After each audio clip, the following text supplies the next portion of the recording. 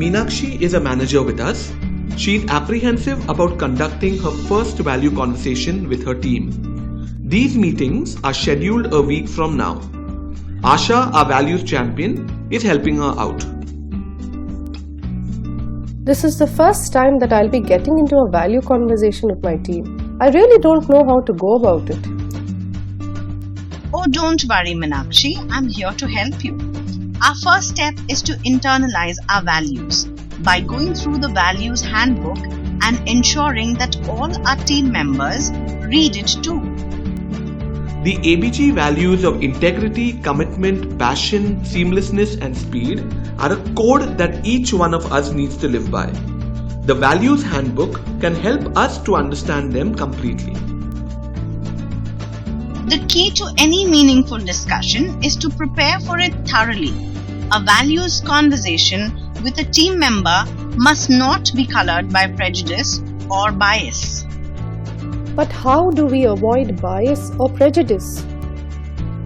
Oh, that's simple, Meenakshi.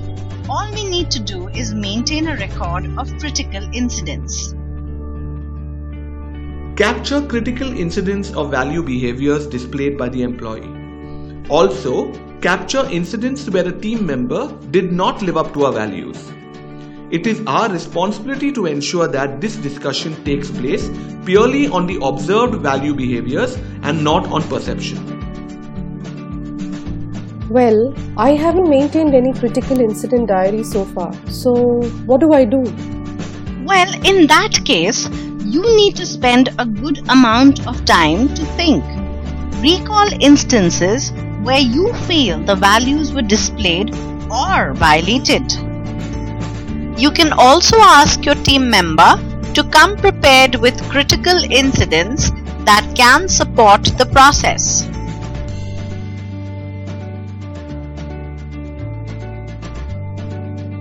Based on behaviors displayed, you can evaluate your teammate on a 3-point scale. 1. Needs improvement. 2. Meets expectations. And 3. Role model. Can you think of any incidents where you have observed value behaviors? Reema and Sunil were both working on tight deadlines. But Sunil went out of the way to help Reema understand the new process, even though it meant working late for him. Excellent, Meenakshi. You have just shared an example of seamlessness. This example can go into your record of critical incidents. Some other examples of living or violating our values are a team member trying to gain cross-functional expertise to work better with other teams. This displays passion and seamlessness. Encouraging team members to share best practices regularly is a wonderful example of seamlessness. Accepting mistakes and then striving to correct them is accountability. This showcases commitment. A team member taking credit for the work of others is a violation of integrity.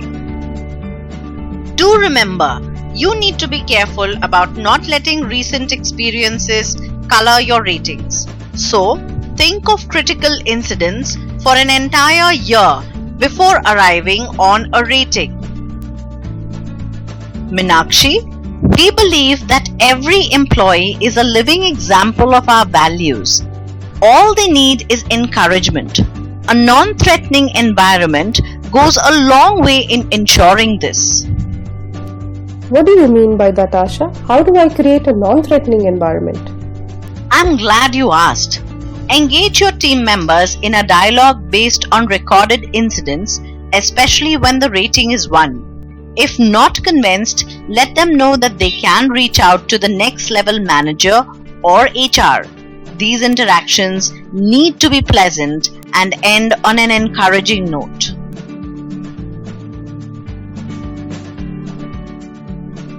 Remember, value conversations can continue even after this meeting.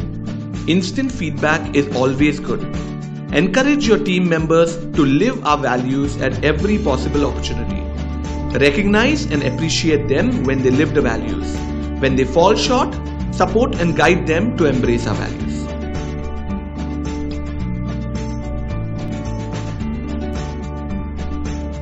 Thank you, Asha. You've been a great help. It's been a pleasure. Wishing you wonderful value conversations. All the best.